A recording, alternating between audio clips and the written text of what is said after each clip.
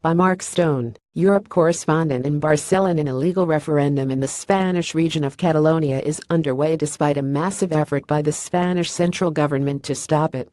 Late into the night, at schools in Barcelona, pro-independence campaigners camped out, many with children, in an attempt to keep the schools open to ensure they can be used as polling stations today. At the Joan Pelegrí School in the Barcelona district of Sants, scores of children played in the courtyard until late. Among them we found parent of our boys. For me, as a Catalan, it's very important. It's a moment we have been waiting for generations. And I think it's a great opportunity for us. He said. I will vote yes, because Catalonia has its own language, its own culture, and I think it's for the best future for our families. Image people gather for breakfast at one school intended to be a polling station. Image farmers are blocking entrances to some polling stations to stop police taking them over. The messy reality of the referendum. Spain wants to shut down in the orders of the central government in Madrid. Thousands of national police have been drafted in to shut down the polling stations. The Spanish government's appointee in the region said on Saturday that the technological infrastructure for voting and counting ballots had been dismantled, making the referendum absolutely impossible. And speaking to Sky News from Madrid, the Spanish Foreign Minister, Alfonso Dastis, said the vote would not happen. There is no referendum. There are no voting premises. There are no ballot papers. There are no authorities to check the authenticity of the results. There may be some sham voting in some places and streets, but I don't think there is going to be a referendum tomorrow, Mr. Dastis said. The Spanish central government's assertion that the referendum is illegal is backed up by the courts and a judgment based on the Spanish constitution, which says the country is indivisible. Democracy is not above the rule of law. Democracy is guaranteed by the rule of law, Mr. Dastis told Sky.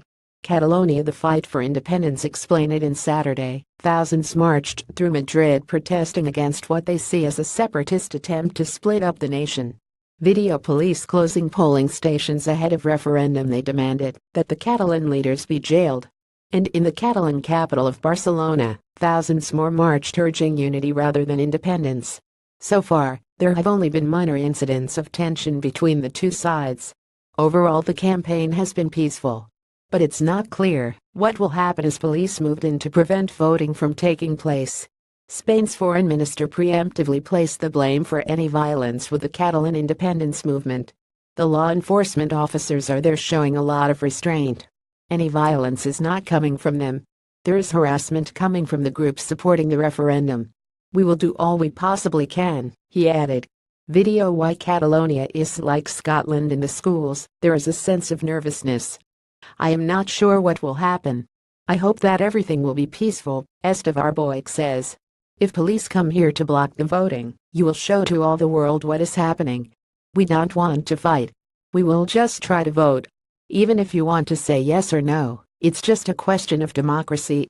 Spain's Interior Ministry claims that police have sealed off most of the region's 2,000 polling stations.